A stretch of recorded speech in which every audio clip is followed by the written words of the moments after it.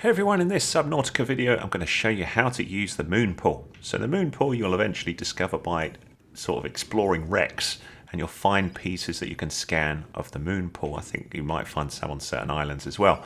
And it's basically a place where you can charge your Seamoth or whatever vehicle that you dock here. You could probably dock a prawn suit here. I haven't tried that at the minute, but I've got the Seamoth here. You've also then got it out of the water so you could repair it. So if I go over to it, I can use my repair tool and repair it, but as you leave it there, it will actually charge up its power as long as there's decent power supply. So you can see power's at 65% at the minute, and that should gradually charge up over time as well. It looks dark outside, so just to prove that, let's have a little sleepy and see whether it does. You need adequate power in your base for that, of course. So if we wakey, let's go see. Did it charge up? Can you believe he goes to sleep in his wetsuit? Let's see. Ooh, it tells me there, fully charged, just for proof. Let's go see my Seamoth. Health 100, energy fully charged. So you don't have to worry about your power cells, although there is a power cell charger that you can get if you want to. If you haven't got the Moonpool, well, I could show you that quickly. Again, that's something that you find exploring wrecks and stuff, but there's my power cell. No, that's my coffee machine power cell charger there. You can chuck your power cells in, charge them up as long as the base has got power. I digress.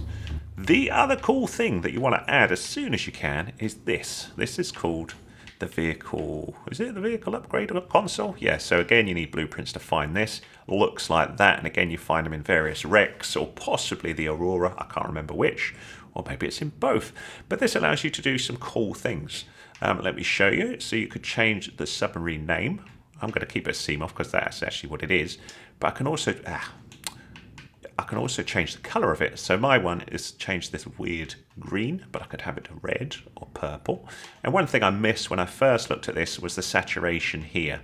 So I'm moving over with the left stick between these different things. So that one, once I'm there, I'm using the right stick to up the saturation. And if I want to go to this area to adjust it, again, it's the right stick once you're hovering over it to adjust the colour. But I quite like that cool green. You can also change the colour of the name written on it, the interior, and also the stripe. So if we go for the stripe, again, we can up the intensity and pick a colour to go with this. I don't know what colour. What colour? I don't know. Maybe blue. That looks quite cool. And then when you're done, just click done. And away you go. Now, the other cool thing that the vehicle upgrade console gives you, I think this comes. I don't think the Fabricator is here without that. But the Fabricator allows you to create modules for your different things. So you can have torpedo, Seamoth, common modules. So the common modules, you can see you can add hull reinforcement, which is highly recommended. You also need some lithium, diamond, titanium for that. If you're not sure how to get that, I'll add some stuff on my channel for it. The engine efficiency module, storage module, that's quite useful, a little small storage locker. And if we have a look on the Seamoth here, you can make the depth module Mark 1, or you can get that by exploring the Aurora. You need a radiation suit to go into the Aurora and lots of tools. Have a look at my gameplay movies if you're interested in that, because I explore the Aurora and I can show you what you need to go there. A solar charger, a perimeter defense system, torpedo system, Seamoth sonar. And then you can also add things to your prawn suit, so different stuff here. So you can see some of them I haven't quite got yet, but some of them I have. Marvellous. And then torpedoes.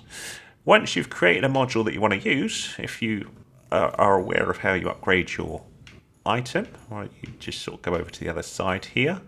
And there you can see that's ready to go, access upgrades. And you can see that I've already got some. So I've got storage module, hull reinforcement, and depth module. When you're ready to launch the Seamoth, because when you start the Moonpool, you won't have anything in it. But I'm just going to go back to front because my Seamoth is already sitting here. So let's jump in the Seamoth. Because to dock with the Seamoth, you need to come up from underneath. So let's just show you what this thing looks like from out here. Whoops. It's that one there, not one on the end. That's my scanner. So it's that one. And you can see underneath there, we've got this sort of hole, and you want to come in like this and then rise up, which on the Xbox's left button. And then it will automatically dock and you jump out.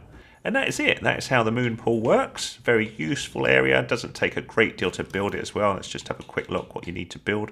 Once you've discovered it, titanium ingots, which is 10 titanium, and then you use the fabricate to make that. Lubricant, which you can get from creepvine clusters, the seeds, and then lead, which you discover in shale outcrops. So it's fairly easy to build and highly recommended. It also needs power as well, so you need to think about power for your base as well. My base, as you can see, I've built on top of the ocean, and it's got various struts underneath. And the advantage of that is you don't have to worry about hull integrity because there's no pressure from the water, so that's quite a nice thing to do. And I've built my base right next to the life pod just for ease of use to find it, because you've already got a beacon on the base. Hope that was useful to you. If it was, give us a thumbs up, please. Any comments, much appreciated. And please subscribe to the channel if you like this sort of stuff, and I'll keep you updated on future movies. There's also various Subnautica tutorials and playthroughs on my channel. Thanks so much for watching.